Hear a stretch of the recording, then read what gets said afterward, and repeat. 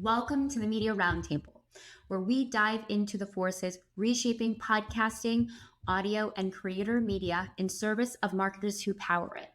I'm Miranda Romano, SVP of Media at Oxford Road. Last month at Podcast Movement Evolutions, we brought together a group of brand side marketers for a conversation we don't hear often enough.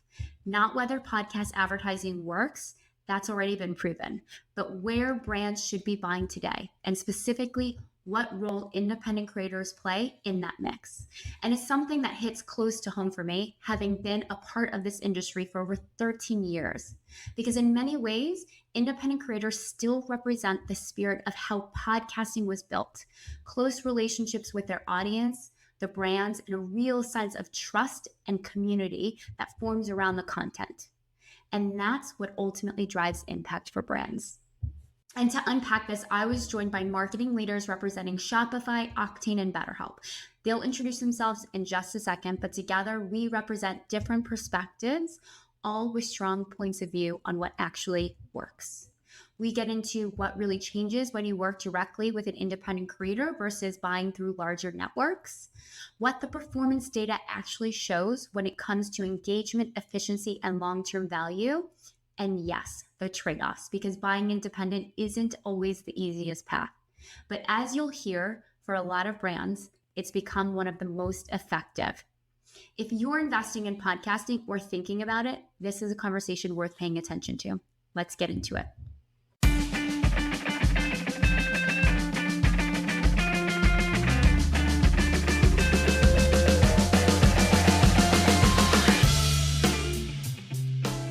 Everyone. Thank you for joining us. I'm Miranda Romano, SVP of Media at Oxford Road. And if any of you have been to a podcast conference in the last few years, you have probably heard a lot of conversations about why brands should be advertising in podcasts. But that's not the debate anymore, right? Brands are here. We know the channel works. The conversation that we haven't been having enough of yet is where brands should be buying within podcasts, and specifically the role of independent creators. So today, we're going to unpack that a little bit. We're going to talk about what's working, what's missing, and what else everyone here in the room can learn. So let's start with some introductions.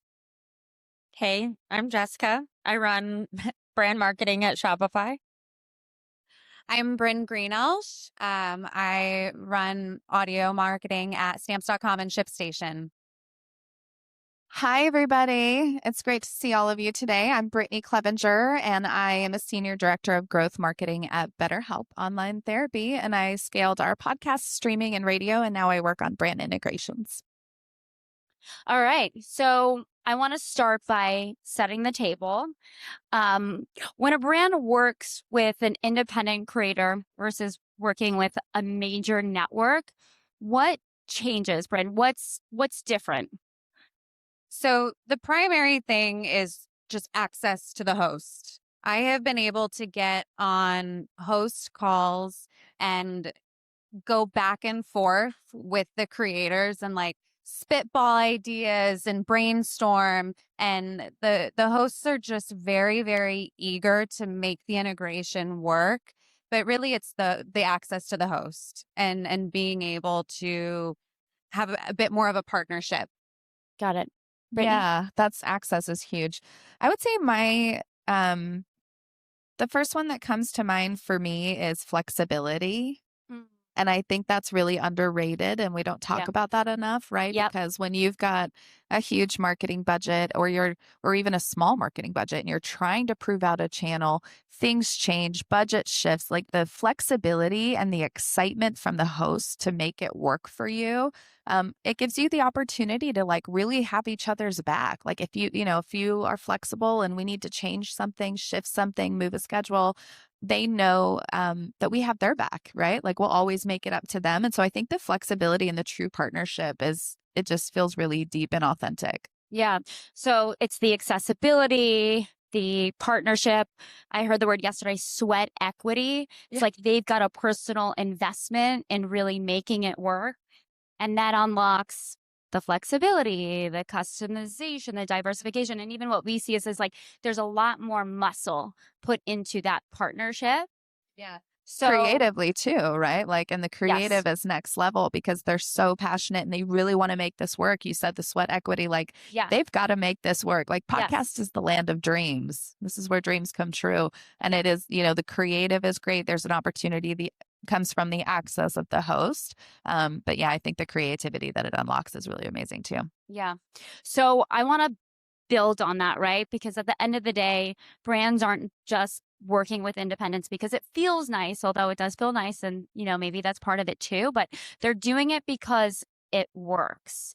And so, Bryn, maybe we can start with you again. Can you tell us how working with independent creators affects business impact, brand perception, or engagement? Like, what are you seeing that's different in the numbers? Yeah. So, I mean, really, it depends on what your business goals are. So, for stamps.com and ShipStation, for example, we're really trying to target net new audiences. And we're really trying to get into those specific audiences. And the way that we can do that is by finding some really like niche independent creators, get into that net new audience. And then we can also find some good efficiency there because of that host access, because of that really engaged audience. But then if your business goal is like brand awareness, you can leverage the credibility that the creator has with their audience to help build brand perception. But you know, it's really the authenticity of the ad read makes that long tail so much better. Like Tim Ferriss, for example, we have really low frequency on his show, but I see promo code Tim coming through every month. Yeah. And the quality of those customers, the LTV of those customers is much higher than any other. Right. It isn't passive, right? Because Yeah. they're loyal. They're listening to this independent creator. The lower funnel metrics that are important to us are a lot better. Yeah. And you hit upon the word like efficiency. Mhm. Like it's interesting because like a lot of times when you look at like CPAs or ROAS, we do see that efficiency, but also efficiency in the CPM, but sometimes not so much. Like I think with the independent creators, again, there's diversification, customization. So we see variability even in the CPM. Some Yeah. of them are more efficient, some not so much.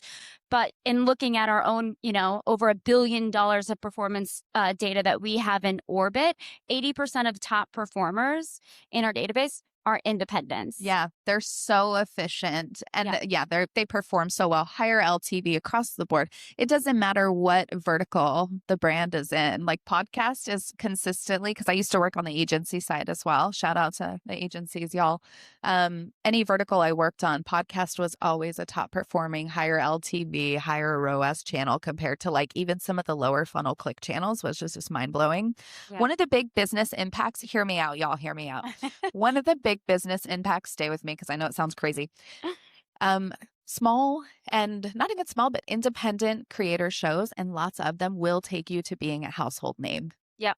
You don't need to be on a massive show to get the reach and get to be a household name. Let me tell you, people will probably forget your ad on Instagram. I'm sure they're great ads. Ours are great ads. But like, you know, we all scroll and we don't stop. It's passive. Attention. It's passive. Yeah.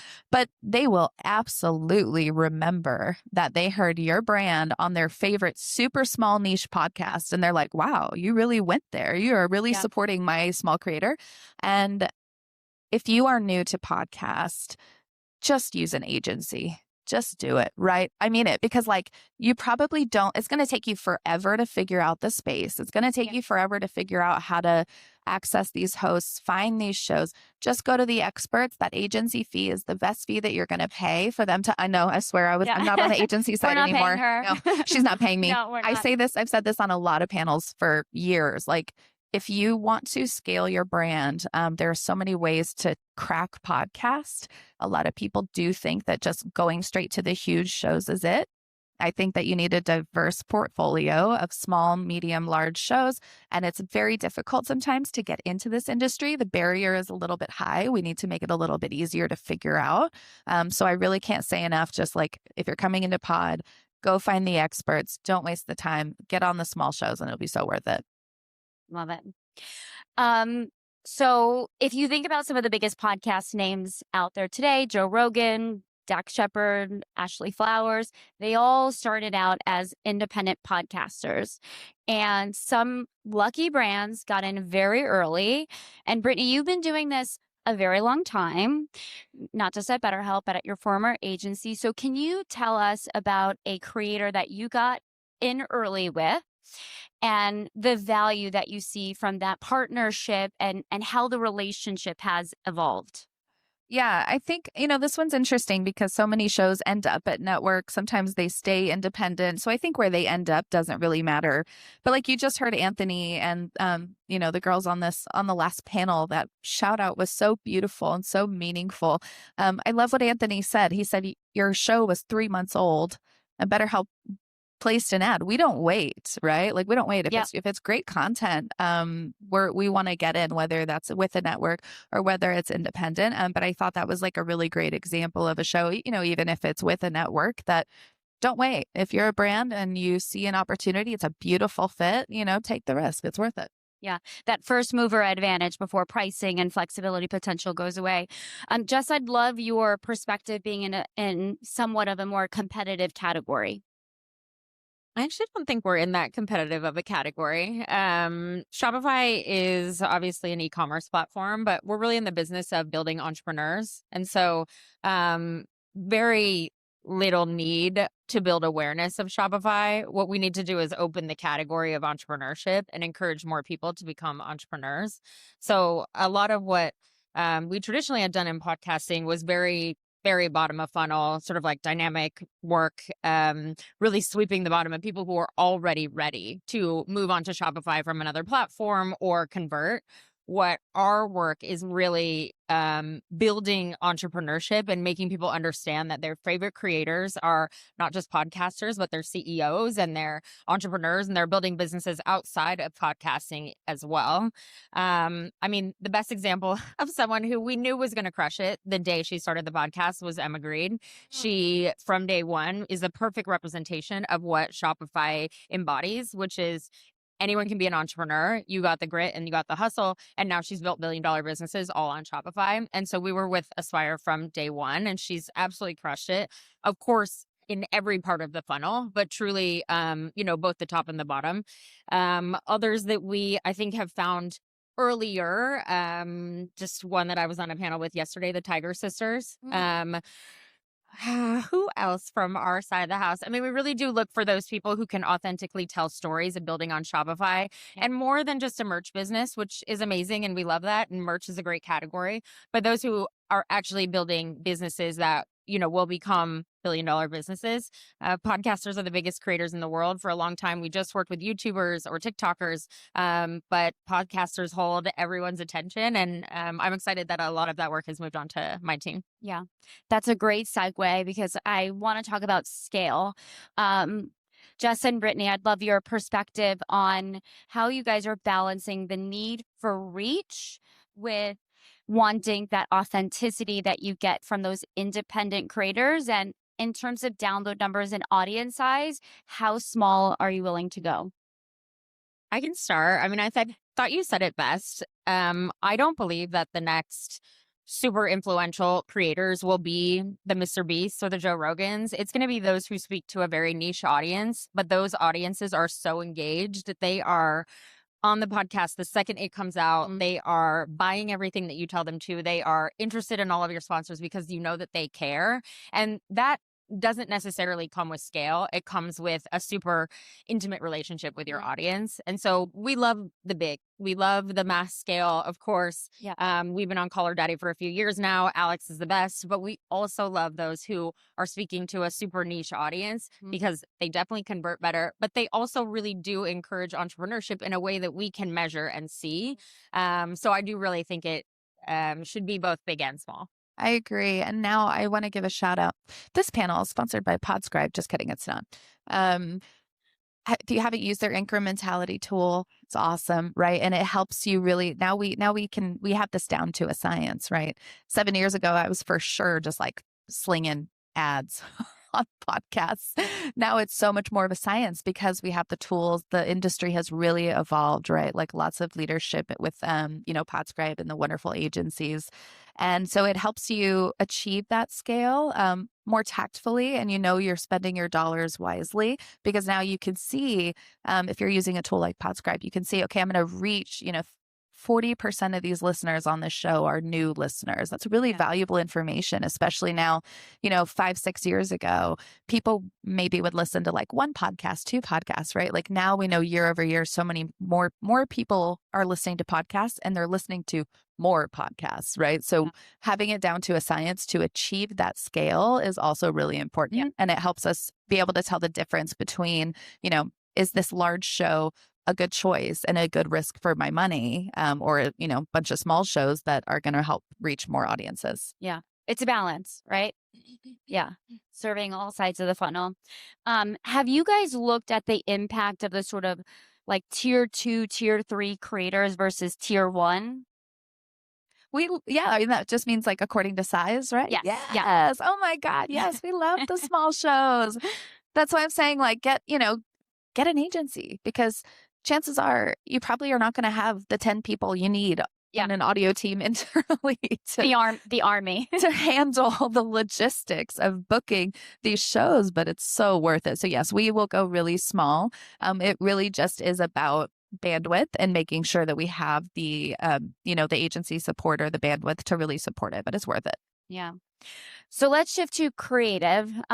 Bryn, how have you seen independence change creative?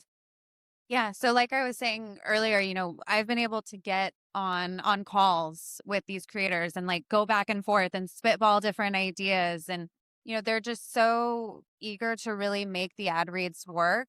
And a lot of the time, if they're a user of our product, or even if they're not necessarily a user, but they sell merch or something, which they do a lot of the time, they can give a natural integration and they can speak to a service like ours, which is e-commerce shipping software, which is truthfully not the sexiest product out there or the sexiest service out there, but entrepreneurship like Shopify, entrepreneurship can be sexy, and e-commerce shipping it's still important. And so when we're able to get together and work together to make an ad read, and we have a creator that is eager to make it work, the ad read can really come to life. And that's just not something that you always get when you're with a big network who's just reading the script. Yeah. I love this topic because we also all get so lost in the logistics that sometimes like creative becomes a one-way conversation. Yes. It needs to be a two-way conversation, and I need to do better at that. That's actually on our roadmap this year, is we want to get feedback more often from our hosts, small and large, on the creative and the talking points we are delivering. And obviously it can be a lot easier to reach an accessible host than it can be to get to some of the large ones, right? So I think like turning that creative into a two-way conversation and getting feedback on the talking points you're delivering is huge. Yeah. Feedback's a big one. That's a really big one. Agreed. I also like the idea of thinking about what other channels we can work with the creator on. I mean, obviously podcasts is usually the main thing, but you're going to reach a different audience through their social channels or through the show's social channels, or through a speaking engagement. We've asked some of the podcasters we work with to go on stage with us at things like NRF or Shop Talk. It becomes like a much more fruitful relationship if we can really think about what are the other places in which we can build the partnership. And that doesn't necessarily mean that we can do this at scale. So on the brand team, we are very particular about those who we can build sort of a lot of those outside relationships and partnerships with. But it does mean the creative gets better. They're more invested. They certainly care about the brand a ton more. And then we're also offering them opportunities that they might not otherwise have. That's such a great point, and I would love to expand on that because I do feel like, and again, nothing against like celebrities or the big shows, but like we've heard from y'all, like people really relate to seeing expanded campaigns with more relatable people that like they feel like really understand them in their lives, right? So I think like we are now taking a lot of our podcast hosts and partnerships like cross-channel for sure. And it doesn't always need to be like a big splashy celebrity to end up being some of our top performing social assets of the year. People will line up for hours and hours to come see their favorite podcaster, not the celebrity podcasters, but the ones that they've been listening to for years and years, that they've grown up with, that they know their whole life, they know their family, they know everything. Like, they want to show up, and Shopify does so many IRL events. And we've seen that without question, like, we get the best turnout and the happiest customers when it is more of the mid-tier creator who just is so engaged with the audience and can bring them out. Yeah. They're their companion. And just going back to the, like, the bigger their name, it's almost like there's really no accessibility. And almost always in those cases, they're just reading off the copy points and that's it. So you're paying that premium CPM for just them sticking to the copy points. I want to talk about the friction, and Brittany, like, you've hit upon this, and hire an agency. We need 10 people. Jess, you also hit on it, like the scale issues. Let's be honest, buying independence, it is not easier. It is often messier. And so I want to talk about like those friction points and whether or not the upside is still worth it. I think for us, it is because, again, we're not doing this at massive scale. And so, Oxford and I often have the conversation, like, if we can't measure it in the same way because they're not going to give us the pixel or whatever it may be, like, is that a trade-off I'm willing to make? And the answer is yes. But that's because, again, we are specific. We're looking for podcasters who are building businesses that can tell this authentic story, that can move outside. So a lot of times the trade-offs in my situation are a yes, but I'm not operating at the kind of scale that our performance team is, or that I'm sure you are. Oh, yeah. Bryn? Yeah, no, it is worth it. Absolutely. Yeah. But there's trade-offs, right? Like, they might not take the pixel that we want, or CPMs could be all over the place, and everything can just be a little trickier. There's no standardization. Yeah. Yeah. We were talking about billing. Billing can be harder. Oh, God. So we have to chase these independents for an invoice. We're like, we want to pay you. Yeah. And they're like, we don't know how to work sorry, like, can you just take this Excel or email as a proof? Like, do you want to send me an invoice? Yeah. No? Okay. Yeah. Yeah. I will say this is the one place that it is necessary to really standardize your approach and have a system, right? Like, make sure your systems are really locked down.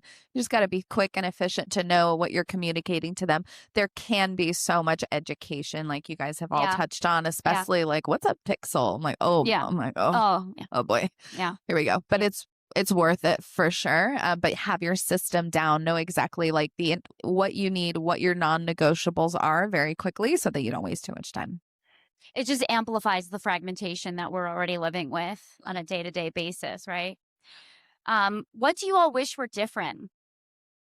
Like, if you could wave your magic wand and like make it happen in terms of like making it easier work with independent creators. Oh my God, I was not prepared for this question. This is a great question. So I'm going to think about it. Yes. Standardized measurement. Yeah. Yes, absolutely that. Okay. And invoices. And that's for everything, not just podcasts, just everything. Yeah. Can somebody please figure out multi-touch attribution? Yeah, there we go. Cool. So something that I find really interesting is that in podcasting, there are creators out there who turn down those big network deals and they really bet on themselves. And I think Stephen Bartlett is probably like the biggest and the best example for me.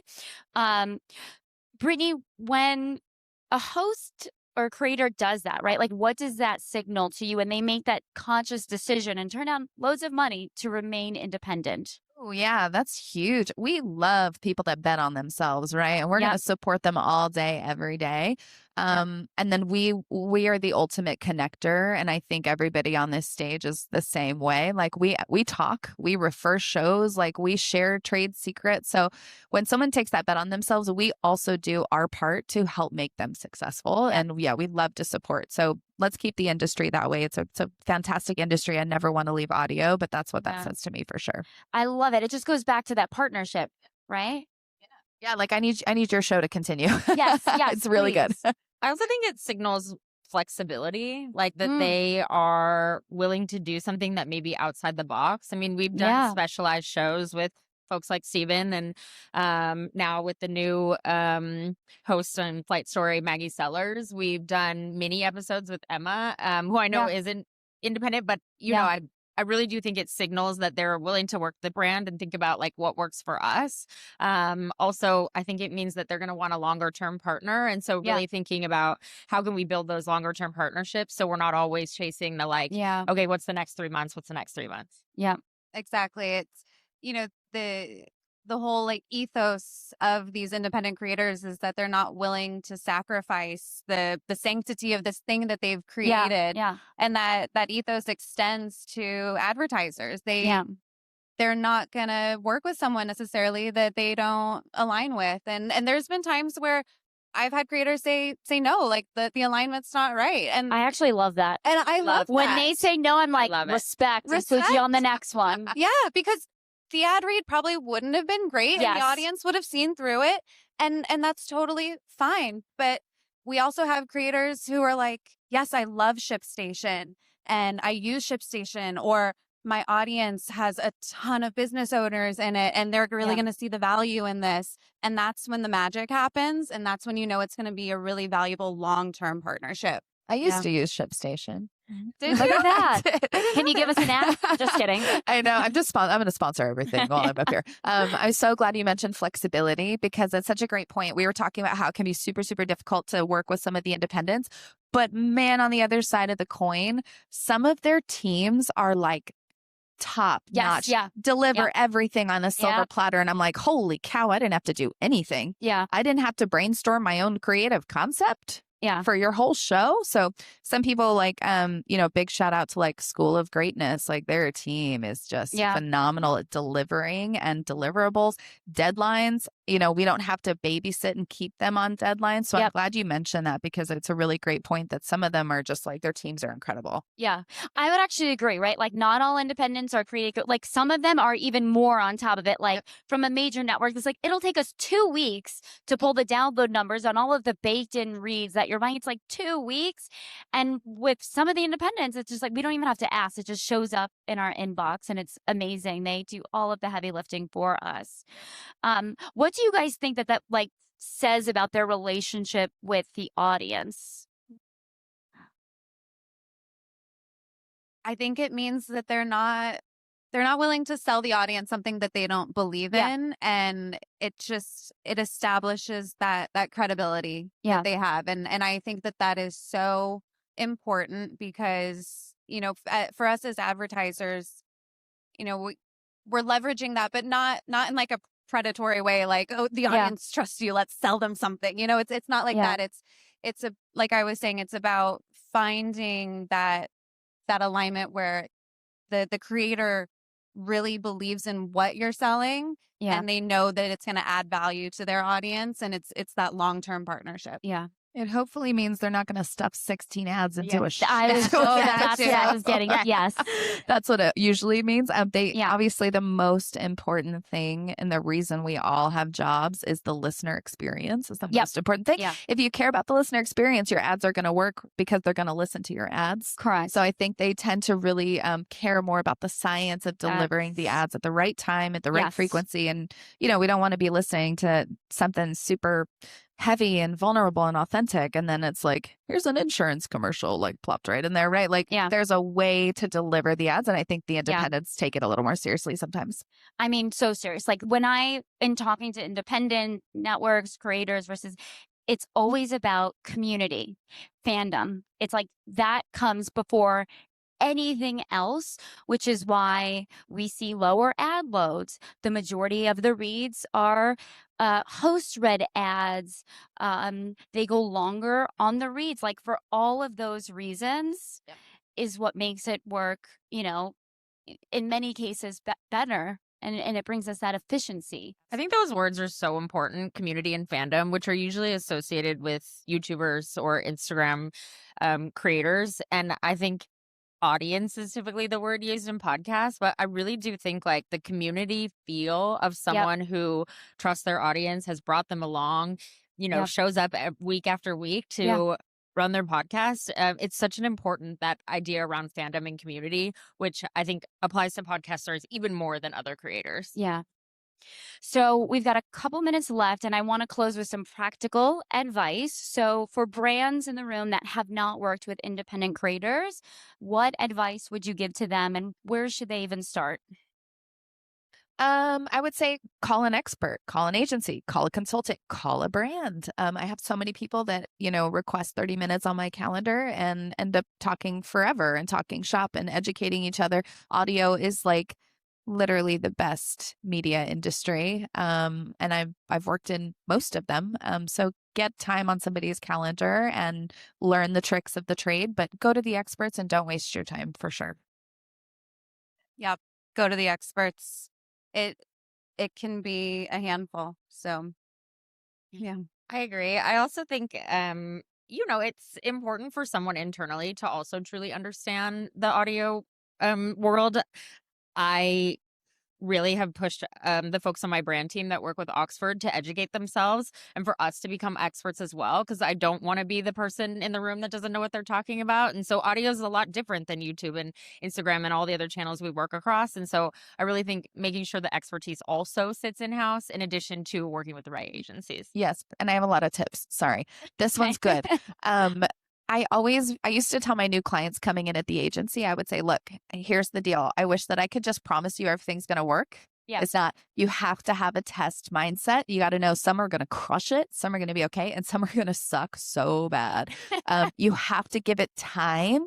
Yeah. We're in a different age of podcasting now. It used to be like there were 2 baked in ads and everyone was listening to them. It's a different landscape now. So you have to also make sure that you have, oh my God, do you guys remember the days? I don't know if maybe some brands still do this, but like 7 years ago, I would test like one spot on a show and it would work and it would hit their CPA target like day 3. And I'm like, whoa, let's go.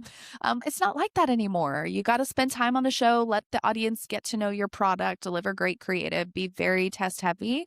And then if you can give podcasts the time that it deserves, I promise you it's going to be one of your most successful channels. Also, listen to the reads. I Yes. really do. I'm in Podscribe listening to every read that every one of our creators does. It's so important. And I Yeah. want to hear them getting better. I want to hear them elaborating on the storytelling. I want to hear them not reading off the script that I gave them, but instead like feeling more confident. And you're never going to get that if you aren't listening to the reads and constantly providing feedback. We actually have an army of air check graders who grade every live read against lots of different criteria. And our data shows that in every single one of those criterias, the indents perform better for all of the reasons that we've been discussing today. But Feedback. yes. So just to kind of wrap it up a bit, if there's one thing that I'm hearing is, buying independence isn't always easier, but it can be incredibly powerful. The creative is more authentic, the relationship deeper, the audiences are so engaged. But if you are a brand and you're thinking about buying independence, it's not a, major networks versus independence. It's really about finding the right mix and balance, right, with anything. Thank you to our panelists, and thank you all for joining us. Thank you, guys. Thank you. Huge thanks to Jessica, Bryn, and Brittany for such an honest conversation, and to Podcast Movement Evolutions for bringing us together. If there is one thing that really stands out, it's this. Working with independent creators isn't always the most straightforward path, but it often leads to stronger creative, deeper audience connection, and better performance. And that's why brands are leaning in. This podcast is brought to you by Oxford Road, where we help you succeed in podcasting, audio, and creator media and use influence for good. As members of the marketing community, we have the power to advance voices that don't just entertain, but edify, to build bridges across differences and preserve fair-minded discussion around the most important topics of our age. If you're a marketer looking to align your brand values with extraordinary business outcomes, visit oxfordroad.com and subscribe to The Influencer, our weekly newsletter. Feedback, info@mediaroundtable.com. Thank you to Haley, Bianca, Rocio, Kyle, Ezra, Paulina, Everett, Neil, and the team at Podcast One. As always, influence responsibly.